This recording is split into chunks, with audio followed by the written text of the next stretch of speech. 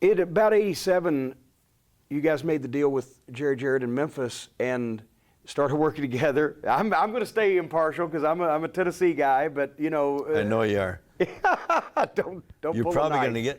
get. I'll tell you the real story when you get done with your question. Well, all I was going to say was it obviously was another example of promoters trying to band together and pool talent to beat a guy or compete with a guy with more resources. Lawler and Dundee won the tag belts for a couple of weeks and lost them to the original Midnight Express, Dennis Condrey and Randy Rose and Paul Lee. We'll talk about Paul Lee Danger Heyman in a second. But the big happening was when Lawler won the title from Kurt in Memphis the next May. And that was the last, actually, hurrah for the Mid-South Coliseum. It was the last time they drew 9,000 people, which they hadn't done in a while at that point. But 6 months later, split, Lawler doesn't drop the belt back. He never dropped it. What happened? He didn't drop it. No, I'm saying Lawler never dropped the belt back. No, yeah. Okay, you want the real story? What went wrong? They did the pay-per-view Clash of the Champions, and they were trying to bring in, they brought in Kerry Von Erich, because they thought, everybody thinks, in the wrestling world, oh God, Kerry Von Erich, everybody watches Fritz Von Erich show around the country. Well, they don't.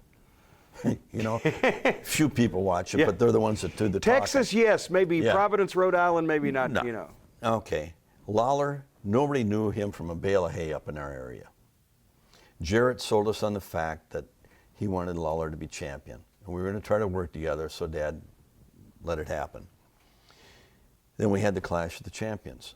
Well, it was this, here's the way the deal went down. I was sitting right in the room with Jarrett and Vern and the attorney. Jarrett would pay his guys, Vern would pay his. Right. We'd split any profits if there were on the pay-per-view. There weren't any. By the time they paid all the expenses, there was nothing left. Vern paid his guys.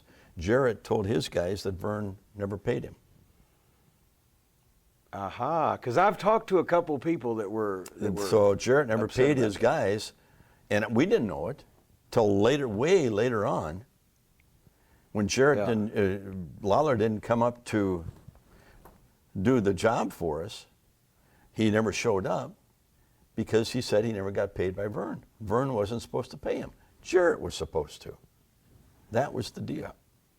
And so how did you find out all of a sudden now that once again your champion has gone AWOL? Well, when he went AWOL, that's when we found out. We didn't find out a minute ago. We didn't find out before. I could have sworn I must have misplaced him. I think he's in my other pants, my champion. So at that point, Larry Zabisko won a battle royal. Well, wait a minute. And then Lawler, Jarrett looked at our ESPN contract. We were getting paid from him. He went to ESPN and told him he'd give him a show for nothing. Because Lauren Matthews, who is the one, and Libby King came and made the deal with us, called Vern and said, hey, Jarrett wants to give me his show for nothing. That didn't get over, did it? Not too well. Not too well. I'm impartial here. So you can stay impartial, but that's the story, and that's the way it went down. And then... And nobody has heard that story till tonight. And actually, on your show. Right here, produced by Kayfabe Commentaries, but I'm the host. So at that point, now here's another example of trying to form an allegiance that didn't work. Championship lineage is interrupted again. Talent's harder than ever to find. It's down to, Larry Zabisko won the Battle Royal to crown a new champion, and he pretty much held it till the end there, except for a couple of months switch with Saito. Yeah. But at that point, it almost was like you had no talent, and you watch. I remember I saw one show from the Showboat, and actually it popped me because it was Jimmy Snuka against Don Fargo.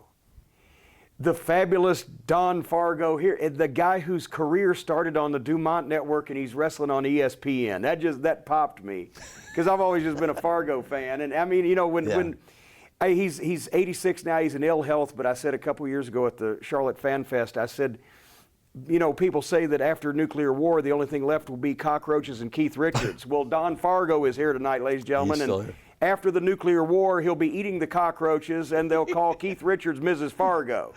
he's one of those kind of guys, but there was no talent in it. It just got drab. What was the carrot that you were hoping for at this point that we could Here bring was this the back? carrot. We still had ESPN. They were still paying us, so we had to still do that program. We were working with WGN. 4 years we used our own money, Vern's and mine. They were going to network our TV show. They were going to put us on WPIX back in New York, WGN, KPLA in LA, they're New Orleans and Atlanta. And they were going to take all our, we had time to sell on ESPN. Right. They were taking all that and going to sell it for us. We were bringing Hogan back. They'd offered him a $6 million contract. He was up for it. 4 years in the making. They were partners with, oh my God, lost. DirecTV, who did the pay-per-views at first, the company? In demand. No. No. On demand? No. Viewer's choice. No. I'll think of it in a minute, or I won't. But anyhow, they were going to partner up with us. And Vince was already doing pay-per-views with them. Right. So we fly to New York. Hogan's going to meet us there. They said, hold Hogan off for a minute. So we called him and said, wait a minute, we got a little hang up here, we don't know what it is. Their newspapers went on strike. The Tribune owns also the newspapers in New York and Chicago. And they said, when WGN is the parent, Chicago Tribune is parent company, world's greatest newspaper. Right. Well, people don't know that, Yeah. but that's why those call letters are such. so their papers went on strike, and they thinking, oh my God, how long are we going to be out? And they got their accountant there. Well, we can't absorb it too long. I mean, here's what we're going to lose per day. And they said, Vern, Greg, we can't do this deal right now. Now we'd taken all our inventory off ESPN and given it to them. We had no inventory to sell. We couldn't make it on just the show alone. We're done. And that was what, 90? 91. 91? That's when my wife was going to throw me out.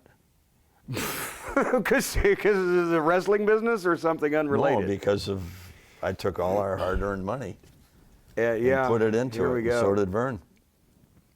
I know how that know can how that be. goes. I promised I was going to go back and ask you. We started skipping ahead to the end here. I'm and there's sorry.